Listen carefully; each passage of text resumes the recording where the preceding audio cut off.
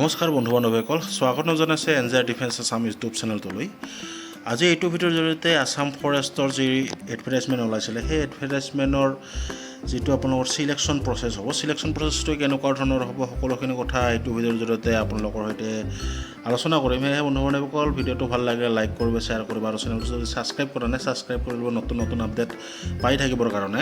বন্ধু বান্ধৱীসকল, আছাম ফৰেষ্টত বহুখিনি পষ্ট মুকলি হৈছিলে। চ' আপোনালোকে এতিয়াৰ পৰা আপোনালোকৰ প্ৰিপেৰেশ্যনটো ষ্টাৰ্ট কৰক, কাৰণ অতি সোনকালে আহি আছে আপোনালোকৰ যি ফিজিকেল টেষ্টৰ নটিফিকেশ্যন আহি আছে। চ' এতিয়াৰ পৰা আপোনালোকে প্ৰিপেৰেশ্যন ষ্টাৰ্ট কৰক। চ' চিলেকশ্যন প্ৰচেছটো আৰম্ভ কৰোঁ। চিলেকশ্যন প্ৰচেছ আপোনালোকৰ যিটো প্ৰক্ৰিয়াটো হ'ব, প্ৰথমতে আপোনালোকৰ পেট হ'ব, তাৰপিছত মেডিকেল এক্সামিনেশ্যন হ'ব, সেইটো PST, এইখিনি আপোনালোকৰ প্ৰথমতে হ'ব। এইটো কোৱালিফিকেশ্যন কৰাৰ পিছত আপোনালোকৰ ৰিটেন টেষ্ট হ'ব। তাৰপিছত ৰিটেন টেষ্টৰ পিছত আপোনালোকৰ ৱাকিং টেষ্ট হ'ব, মানে খোজকাঢ়িব দিব, তাৰপিছত অৰেল হ'ব। এইখিনি কমপ্লিট হৈ যোৱাৰ পিছত আপোনালোকৰ ট্ৰেড প্ৰফিচিয়েঞ্চি টেষ্ট হ'ব for the post of bandsman, constable বা বাগলাৰ, এই দুটা পষ্টৰ কাৰণে আপোনালোকৰ ট্ৰেড প্ৰফিচিয়েঞ্চি টেষ্ট হ'ব। তাৰপিছত চুইমিং টেষ্ট হ'ব, সেইটো বটমেন পষ্টৰ কাৰণে চুইমিং টেষ্ট হ'ব। এইবাৰ আমি চাম যে আপোনালোকৰ যিটো ফিজিকেল এফিচিয়েঞ্চি টেষ্ট PETত আপোনালোকৰ টোটেল মাৰ্ক থাকিব 40 মাৰ্কৰ ভিতৰত আপোনালোকৰ হ'ব। প্ৰথমতে আপোনালোকৰ থাকিব ৰেচ, অৰ্থাৎ আপোনালোকে ৰানিং কৰিব লাগিব। ল'ৰাৰ কাৰণে কৈছোঁ, প্ৰথমতে ল'ৰাৰ কাৰণে ৰানিং কৰিব লাগিব আপুনি 3200 মিটাৰ, আৰু সময় দিয়া থাকিব আপোনালোকৰ 14 মিনিট মেক্সিমাম। তাৰ আগত মাৰিলে আপোনালোকে নাম্বাৰটো বেছি হ'ব। তাৰপিছত আপোনালোকৰ লং জাম্প মাৰিব লাগিব, 335 চেণ্টিমিটাৰ আপোনালোকৰ লং জাম্প হ'ব, আৰু আপোনালোকক 3বাৰ চান্স দিয়া হ'ব। তাৰপিছত ইয়াতে আপোনালোকৰ মাৰ্কখিনি আপোনালোকে চাব, কিমান মাৰ্ক ইয়াতে আপোনালোকে যিমান কম সময়ত আপোনালোকে কৰে কিমান মাৰ্ক থাকিব। ইয়াতে যদি 600 ছেকেণ্ড অৰ্থাৎ 10 মিনিটৰ ভিতৰত যদি আপোনালোকে কমপ্লিট কৰে 20 মাৰ্কছ পাব। এনেকৈ আপোনালোকে এইখন চাই ল'ব, স্ক্ৰীনশ্বট মাৰি কিমান সময়ত মাৰিলে আপোনালোকে কিমান নাম্বাৰ পাই যাব।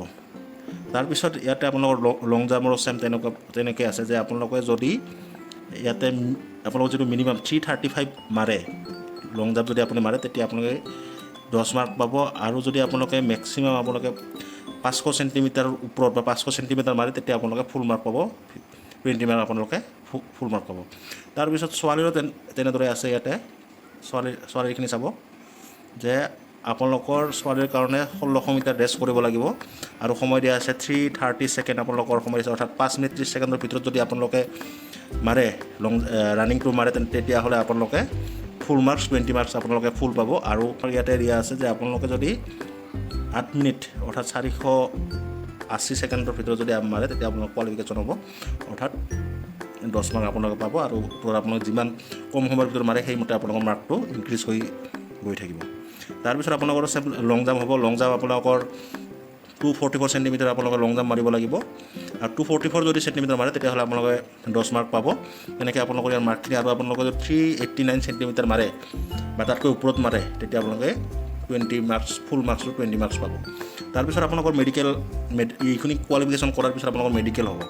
মেডিকেলত আপোনালোকৰ কি হ'ব ইয়াতে গোটেইখিনি দিয়া আছে যে মেডিকেল এক্সামিনেশ্যন হ'ব, অৰ্থাৎ মেডিকেলত আপোনালোকৰ যিটো মানে আপোনাৰ নকনি চাব বা কালাৰ ব্লাইণ্ডনেছ আছে নে নাই চাব, আপোনালোকৰ ভিজন চাব, চকুৰ পাৱাৰটো আপোনালোকে চেক কৰিব এইখিনি। আৰু কিছুমানে তেনেকুৱা থাকে, আৰু হাইট ৱাইট এইবিলাক চাব, হাইট চাব আপোনালোকৰ। তাৰপিছত আপোনাৰ চেষ্ট চাব, ল'ৰাৰ কাৰণে চেষ্ট চাব, এইখিনি গোটেইখিনি মেডিকেলতে আপোনালোকৰ পৰি যায়। চ' আপোনালোকৰ PET কমপ্লিট কৰাৰ পিছত আপোনালোকৰ নেক্সট ষ্টেপ আপোনালোকৰ ফিজিকেল ষ্টেণ্ডাৰ্ড টেষ্ট, অৰ্থাৎ PSTটো হ'ব। যেতিয়া মই প্ৰথমতে আপোনালোকক ক'লোঁ যে আপোনাৰ হাইট চেষ্ট এইখিনি আপোনালোক চেক কৰাৰ পিছত আপোনালোকৰ নেক্সট ষ্টেপ আপোনালোকৰ ডকুমেণ্টছ ভেৰিফিকেশ্যন আহিব, অৰ্থাৎ আপোনালোকৰ যিমান অৰিজিনেল চাৰ্টিফিকেট আছে, অৰিজিনেল চাৰ্টিফিকেটখিনি আপোনালোকে লৈ যাব লাগিব, আৰু যিখিনি আপোনাৰ অৰিজিনেল চাৰ্টিফিকেট এইখিনি জেৰক্স কৰি আপোনালোকে লৈ যাব লাগিব। চ' সেইখিনি আপোনালোকৰ পৰীক্ষা কৰিব যে চাৰ্টিফিকেটখিনি অৰিজিনেল হয় নে নহয়, বা ঠিকে থাকে আছে নে নাই, চবখিনি চোৱাৰ পিছত আপোনালোকৰ PSTটো কমপ্লিট হ'ব, ডকুমেণ্টছ ভেৰিফিকেশ্যন কমপ্লিট হ'ব। ইয়াৰ পিছত নেক্সট ষ্টেপটো আহিব আপোনালোকৰ ৰিটেন টেষ্ট, অৰ্থাৎ এইখিনি আপুনি ক্লিয়াৰ হ'ল। তাৰপিছত আপোনালোকৰ যদি ভাল মাৰ্ক পায়, তেনেহ'লে আপোনালোকৰ ৰিটেন টেষ্টৰ কাৰণে আপোনালোকৰ যিটো মেৰিট লিষ্টত আপোনালোকৰ নাম আহিব, সেইমতে আপোনালোকে ৰিটেন টেষ্ট দিব যাব পাৰিব। আৰু ৰিটেন টেষ্টত আপোনালোকক আছাম পুলিচৰ নিচিনা তেনেকুৱা এটা পষ্টৰ ঠাইত আপোনালোকৰ 5জন কেণ্ডিডেট মাতিব, অৰ্থাৎ আপোনালোকৰ যদি 100টা পোষ্ট থাকে তেনেহ'লে 500 কেণ্ডিডেটক ৰিটেন দিবলৈ মাতিব। তেনেকৈ আপোনালোকৰ যিটো merit list, first merit list তেনেকৈ ৰেডি কৰিব। আৰু ৰিটেন টেষ্টৰ কাৰণে আপোনালোকৰ 100টা মাল্টিপল চইচ কুৱেশ্যন থাকিব আৰু এটা কুৱেশ্যনৰ ঠাইত আপোনালোকৰ হাফ মাৰ্কে থাকিব, অৰ্থাৎ টোটেল আপোনালোকৰ 50 মাৰ্কৰ আপোনালোকৰ ৰিটেন এক্সাম হ'ব। এটা কুৱেশ্যনত হাফ মাৰ্কে পাব, দুটা কাৰেক্ট হ'লে আপোনালোকে 1 মাৰ্ক পাব। তেনেকৈ আপোনালোকৰ কুৱেশ্যন কৰিব, কুৱেশ্যন মানে আপোনালোকৰ ছেট কৰিব। আৰু যিটো আপোনালোকৰ কুৱেশ্যনৰ যিটো মানে কুৱেশ্যন কাটিব ক্লাছ 9 আৰু 10 লেভেলৰ হিচাপত আপোনালোকৰ কুৱেশ্যনটো ছেট কৰিব। ইয়াতে আপোনালোকৰ চিলেবাছটো দিয়া আছে, elementary, arithmetic, general English, logical reasoning, mental ability, Assam history, geography, polity, economy, general awareness, general knowledge, current affairs, এইখিনিৰ হিচাপত আপোনালোকৰ যিটো ৰিটেন টেষ্টৰ কাৰণে কুৱেশ্যন ছেট কৰিব। তাৰপিছত এইটো কোৱালিফাই হোৱাৰ পিছত, অৰ্থাৎ এইটো আপোনালোকৰ যিটো মেৰিট লিষ্টত নাম অহাৰ পিছত আপোনালোকৰ ৱাকিং টেষ্ট হ'ব। ৱাকিং টেষ্ট আপোনালোকৰ 26 কিলোমিটাৰ দিব ল'ৰাৰ কাৰণে আৰু 16 কিলোমিটাৰ দিব ছোৱালীৰ কাৰণে, আৰু সময় থাকিব 4 ঘণ্টা। এই 4 ঘণ্টাৰ ভিতৰত আপোনালোকে খোজ কাঢ়িব লাগিব, আপোনালোকৰ ৱাকিং টেষ্টটো আপোনালোকৰ ক্লিয়াৰ হৈ যাব। এইখিনি কৰাৰ পিছত আপোনালোকৰ হ'ব অৰেল টেষ্ট। অৰেল টেষ্টত আপোনালোকৰ 5 মাৰ্ক থাকিব অৰেল টেষ্টৰ কাৰণে। আৰু কিছুমান পষ্ট আছে বটমেনৰ কাৰণে চুইমিং টেষ্ট কৰিব। বটমেনৰ কাৰণে তাতে আপোনালোকৰ 10 মাৰ্কছ থাকিব। তাৰপিছত আৰু কিছুমান আছে যে বেণ্ডমেন, কনষ্টেবল, বাৰ্বাৰ, ইহঁতৰ কাৰণে অলপ যিটো ভাইভা হিচাপত তেওঁলোকৰ এই মাৰ্কটো দি দিব। তাৰপিছত এইখিনি ক্লিয়াৰ হোৱাৰ পিছত আপোনালোকৰ যিটো এক্সট্ৰা চাৰ্টিফিকেটৰ কাৰণে আপোনালোকে মাৰ্ক পাব। NCC থাকিলে আপোনালোকে 5 মাৰ্ক পাই যাব। 5 মাৰ্ক পাব NCC Bৰ কাৰণে 3 মাৰ্ক, আৰু NCC যদি A চাৰ্টিফিকেট থাকে তেনেহ'লে আপোনালোকে 2 মাৰ্ক পাব।